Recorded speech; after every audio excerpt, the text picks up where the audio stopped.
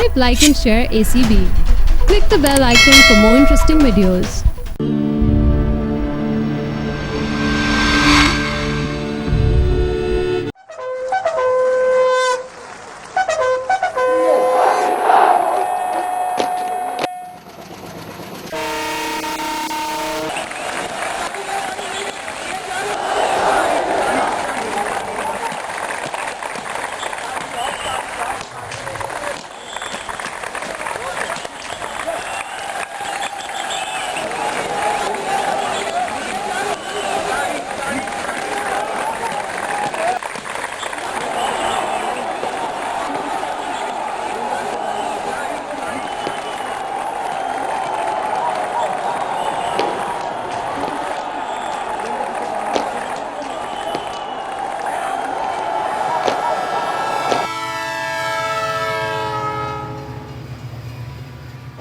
ये रस्म मैंने कई बार टीवी पर देखी है।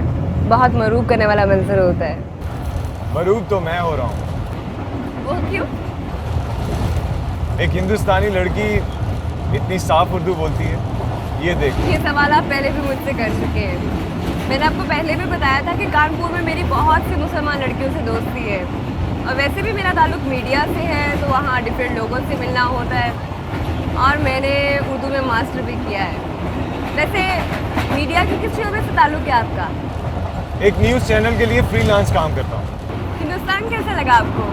आप तो जानती हैं कि मैं सिर्फ सेमिनार में शरीक हो सकता था। वैसे आपको कटास जाने का ख्याल कैसे आया? माँ जी बहुत दिनों से जिद कर रही थी। आपको पता है हमारे यहाँ उस मंदिर की बहुत अहमियत है। हमारी रिवायत के मुताबिक कहते हैं कि शिव जी की आंखों से 2 आंसू टपके थे। जी हाँ, जानता हूँ। एक कतरा अजमेर में गिरा था और दूसरा कटास में। जी, और वो झील हमारे लिए बहुत पवित्र है। वैसे आपको कैसे मालूम है? वो इसलिए कि मेरा ताल्लुक भी चकवाल और कटास से है। रियली? आपने पहले क्यों नहीं बताया? बस इस मौजू पर बात ही नहीं हुई इसलिए। वैसे कलरकार, कटास और चकवाल में हमारी ज़मीनें हैं। पूरा ख़ानदान सदियों से वहीं आबाद है। तो आप अभी डायरेक्ट कटास जा रहे हैं? नहीं, मैं कुछ देर लाहौर रुकूंगा। वैसे अगर आप चाहें तो मैं आपको अपनी गाड़ी में भिजवा सकता हूँ। Okay, thank you. You welcome. Chakwal हमारे घर पर मेरी माँ है, बहुत मोहब्बत करने वाली। वो आपका बहुत ख्याल रखेंगी। माँ तो होती बहुत अच्छी है।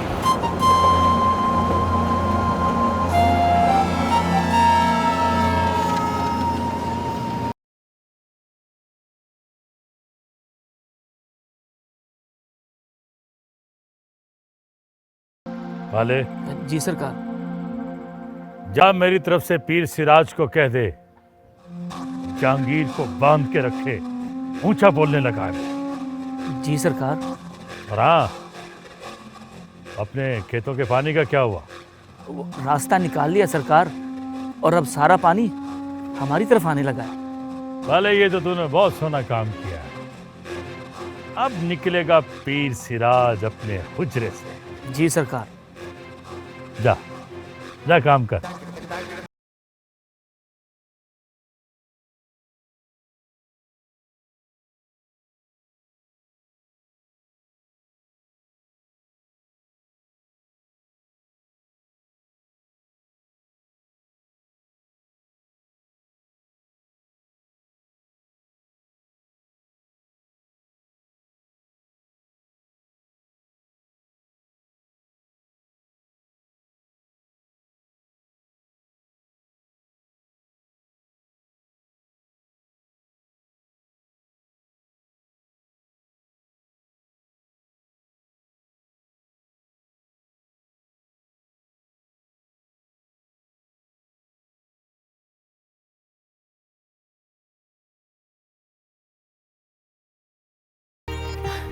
आओ आओ, मैं राफे की अम्मी हूँ।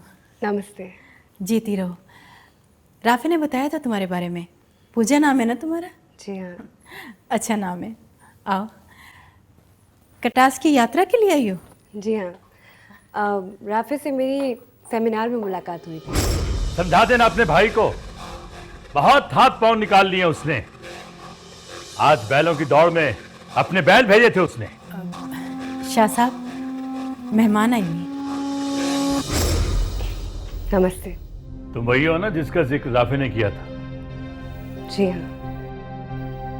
कोई खातिर छातिर करो इसकी, बहुत दूर से सफर करके आई। अंकल, मुझे कटास जाना है। चले जाना कटास, फ्रेश हो जाओ, तुम्हें ड्राइवर छोड़कर आएगा।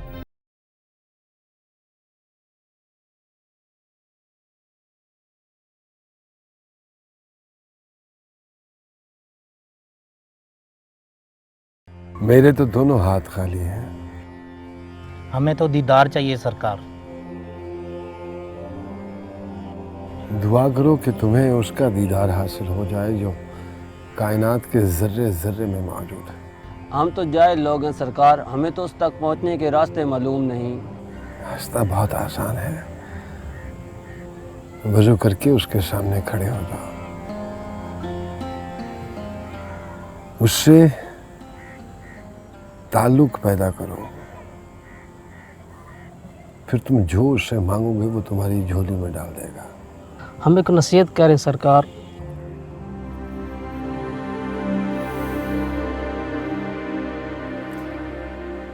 खुदा के आगे सजदे को गिरा ना समझो, वरना पता नहीं किस किस चौखट पर सजदा करना पड़ेगा।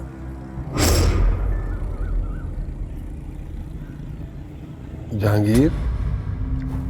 जी सरकार। क्या फायदा हुआ जहांगीर उस हरकत का? सरकार, सलमान शाह को एक झटका देना था इसलिए। तुम कौन होते हो उसको झटका देने वाले? सरकार, वो भी तो हर जगह आपके खिलाफ बातें करते रहते हैं। ये उसका फेल है जहांगीर, तुम अपनी डगर से क्यों हट रहे हो? अल्लाह तुम्हें माफ करे और अल्लाह तबारक व तआला उसको हिदायत अता फरमाए। जी सरकार। अस्तगफिरुल्लाह, अस्तगफिरुल्लाह।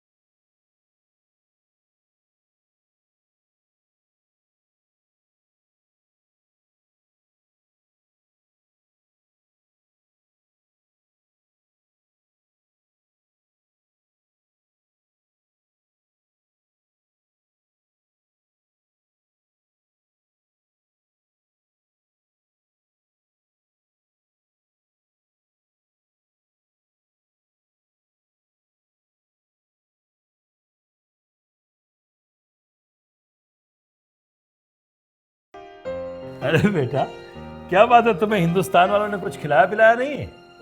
क्यों बाबा? कमजोर से लग रहे हो मुझे। अरे नहीं बाबा, बिल्कुल ठीक हो, बल्कि पहले से ज्यादा एक्टिव होकर आया हूँ। अम्मी, एक लड़की आई थी हिंदुस्तान से। हाँ, वो मंदिर गई है, ड्राइवर से छोड़कर आया। अच्छा, मैं अभी आता हूँ। बात सुनो, कहाँ जा रहे? सिराज मामू के घर इबादत के लिए कुछ चीजें लाया था, वो देने जा रहा हूँ। राफे, तुमने तो उसकी सारी जिम्मेदारी अपने सर ले ली।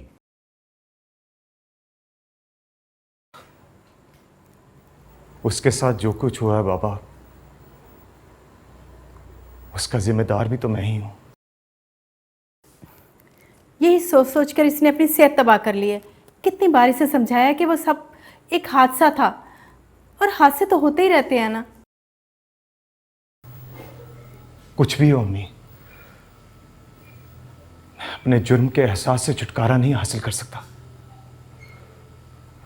यह हादसा मेरी वजह से हुआ है, इसलिए इबादत की जिम्मेदारी भी मेरी ही है। वाह वाह राफे बेटा वाह। ये वली और सूफियों वाली बातें कहाँ से सीखी हैं तुमने? अरे बेटा, जो हो चुका उसे भूल जाते हैं और आगे बढ़ते रहते हैं, रोग बनाकर सीने से नहीं लगाते। कोई गैर भी होती तो शायद मुझसे ये ना हो पाता। फिर इबादत तो मेरे सगे मामू की बेटी है, आपके भाई की बेटी है अम्मी। हाँ बेटा, इसीलिए तो उसकी जिम्मेदारी ज्यादा महसूस होती है। ठीक है बेटा, तुम जाओ, जल्दी आ जाना, चौहान साहब की तरफ दावत पे जाना है। आप हो आए ना, आप तो जानते हैं मुझे ऐसी दावतों से कोई दिलचस्पी नहीं। मैं चलता हूं।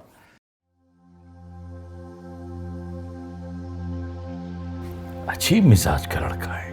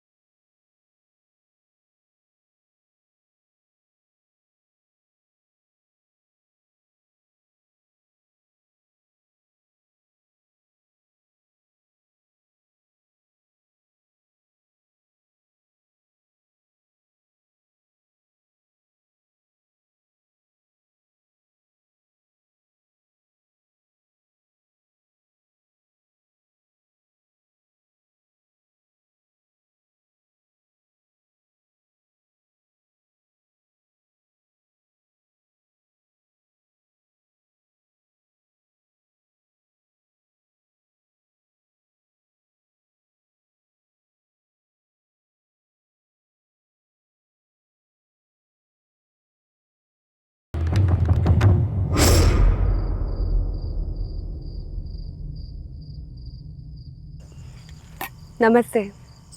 नमस्ते। मुझे महाराज शंकर दयाल से मिलना है। आइए।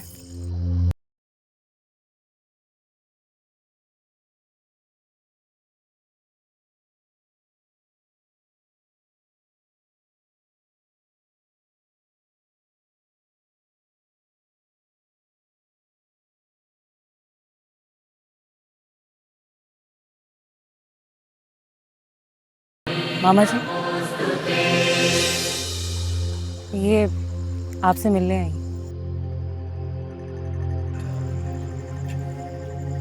नमस्ते। नमस्ते। कहाँ से आई हो? कानपुर से। ओहो, धन्यवाद धन्यवाद। मेरी माँ का नाम सावित्री है महाराज। सावित्री? जी महाराज। तुम्हारे पिता का क्या नाम है? मोहनदास। तुम सावित्री और मोहनदास की बेटी हो? जी हाँ महाराज। तुम्हारी माँ ने तुम्हें नहीं बताया? वो पहले यहीं रहती थी, फिर कानपुर चली गई। तो आप उस समय से माता जी को जानते हैं? हाँ, उस वक्त से। लेकिन आज इतने वर्षों के बाद सावित्री को कटास कैसे याद आ गया? महाराज, माता जी की तबीयत अब ठीक नहीं रहती, डिप्रेशन का शिकार हो गई है। कटास आने की मन्नत मांगी थी उन्होंने, खुद तो आ नहीं सकती, मुझे भेज दिया। वैसे भी मेरा ताल्लुक मीडिया से है, कहानियां लिखती हूँ मैं महाराज। अब एक नावल लिखूंगी कानपुर से कटास तक, उसके लिए आना बहुत जरूरी था मेरा। तुम्हारी माँ का ताल्लुक भी आर्ट से था, वो शायरी करती थी। मालूम है महाराज, कविताएं तो वो अभी भी लिखती है। राखी जी। ये मेरी भांजी है राखी। मेरी बहन और बहनोई अब इस दुनिया में नहीं है, ये मेरे पास ही रहती है। राखी, पूजा को ले जाओ और मंदिर वाला घर भी दिखा दो और सामने वाली हवेली भी। इसका जहां जी जाए ये रहे, और इसका बहुत ख्याल रखना। जी मामा जी, आप फिक्र न करें, ऐसा ही होगा। थैंक यू महाराज। आओ।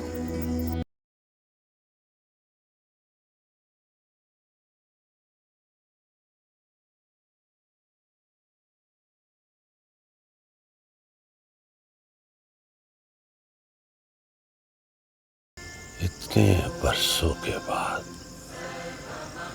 सावित्री को कटास कैसे याद आया?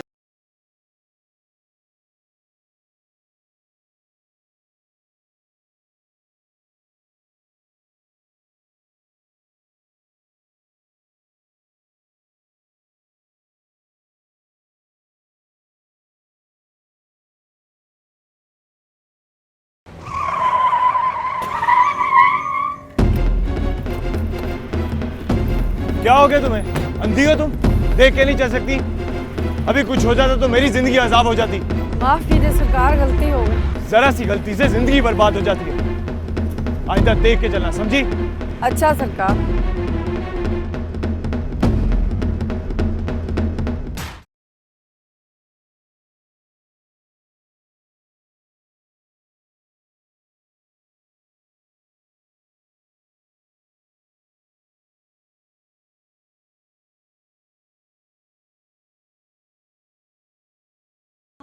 अब फोन बन जा रहा है, ये क्या हो रहा है?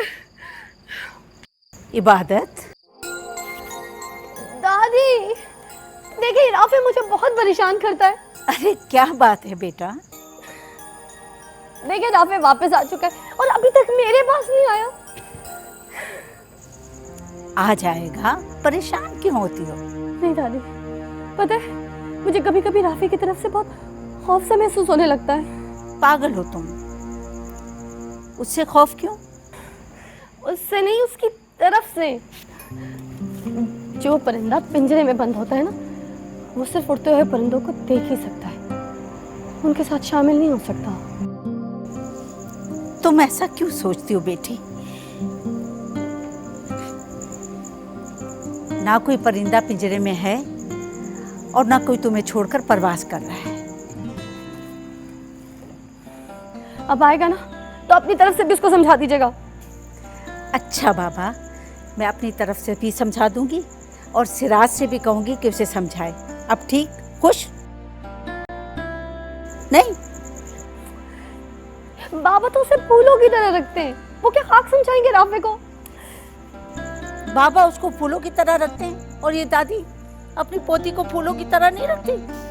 मेरी बच्ची।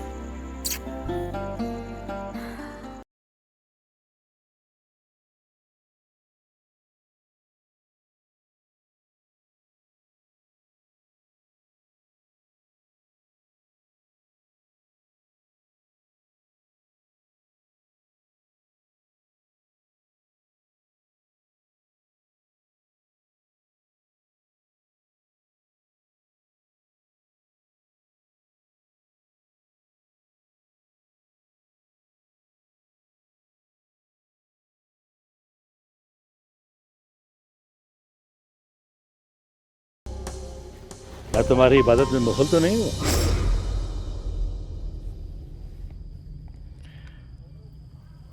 मेहमान का इस्तकबाल करना भी इबादत है।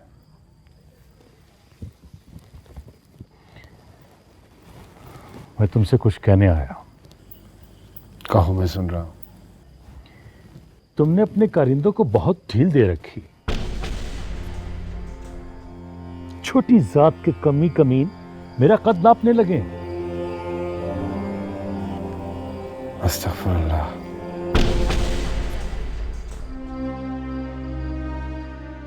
पहली बात तो यह है कि मुझे अपने अल्लाह से माफ़ी मांगने की फुर्सत नहीं मिलती, तो मैं ऐसी बात क्यों करूँगा। और दूसरा ये कि अल्लाह ने सबको एक जैसा बनाया है। हम सब बराबर हैं, हम में कोई कमी नहीं है, छोटी जात का नहीं है, सब एक जैसे हैं। ओहो, मैं यहां तुम्हारी नसीहतें सुनने नहीं आया। मैं तुम्हें यह कहने आया हूं कि जहांगीर को समझाओ, वरना मेरे हाथ से जाया हो जाएगा। लगाम दो उसे। अगर जहांगीर के किसी फेल से तुम्हें तकलीफ पहुंची है तो मैं उसकी माफी चाह मांगता हूं।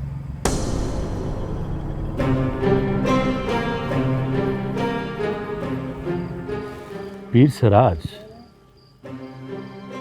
तुमने अपने गुनाहों पे पर्दा डालने के लिए बहुत अच्छा ढोंग रचा रखा। अगर तुम इसे ढोंग समझते हो तो समझते रहो। मैं तो अपने अल्लाह को खुश करने का जतन कर रहा हूं। हो सकता है कि वो मुझे माफ कर दे। बहुत मुश्किल, बहुत मुश्किल। अभी तक मेरे कानों में ज़ैनब की चीखें गूंज रही, मेरी मासूम बहन की चीखें,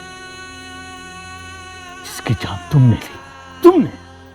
मेरा अल्लाह जानता है कि मैंने ऐसा कुछ नहीं किया, और तुम आज भी ये आग सीने में लिए बैठे। ये आग तो इस सीने में दहकती रहेगी। अल्लाह माफ करने वाला है। वो जानता है कि ज़ैनब की मौत में मेरा कोई हाथ नहीं है। ये तो वक्त फैसला करेगा। मैं तुमसे ये कहने के लिए आया था कि अपने कारिंदे जहांगीर को समझाओ, संभालो उसे, वरना मारा जाएगा मेरे हाथ से।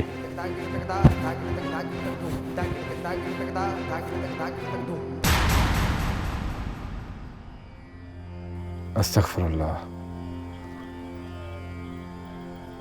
अल्लाह इसके सर से तकब्बुर को खत्म करे, अल्लाह इसे माफ करे, अल्लाह इसे हिदायत दे। अस्तगफुरुल्लाह, अस्तगफुरुल्लाह।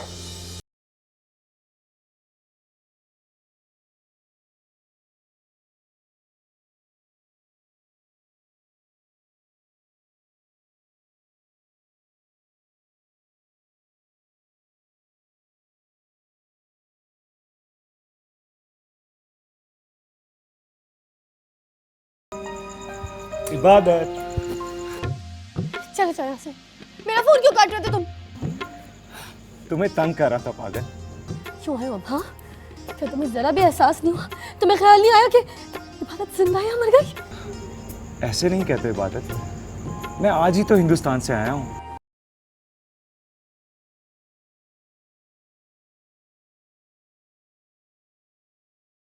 कैसी हो तुम? तुम जहाँ छोड़ के गए थे मैं अब तक वहीं हूँ। अब मैं आ गया हूँ।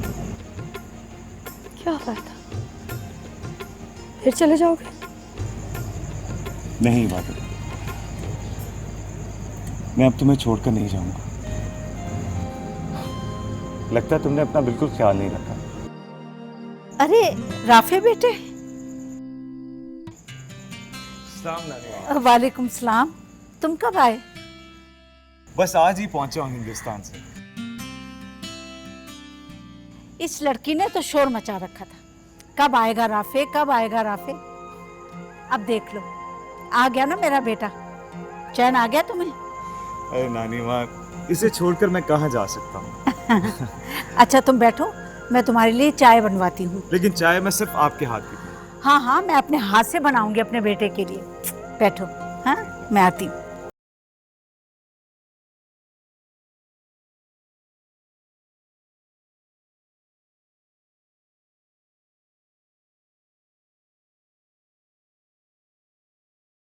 नमस्ते माँ जी, कैसी हैं आप?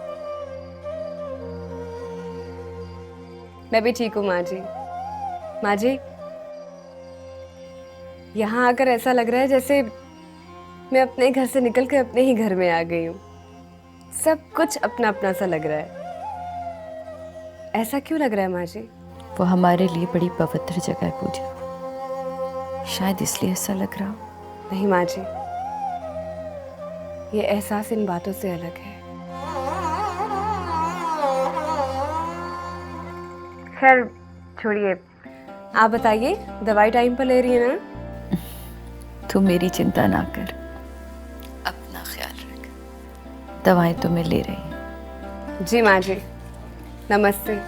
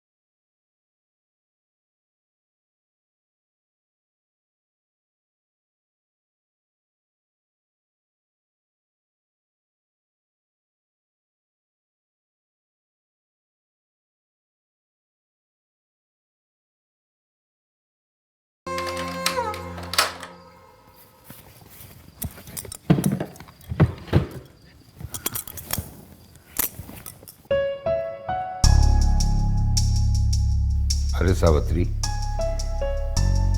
पूजा की कोई खबर है? हाँ, फोन आया था, अपनी खैरियत बता रही थी। देखो, उससे कहना कि वो इधर उधर ना झांकती फिरे, अपनी यात्रा करे और वापस आ जाए।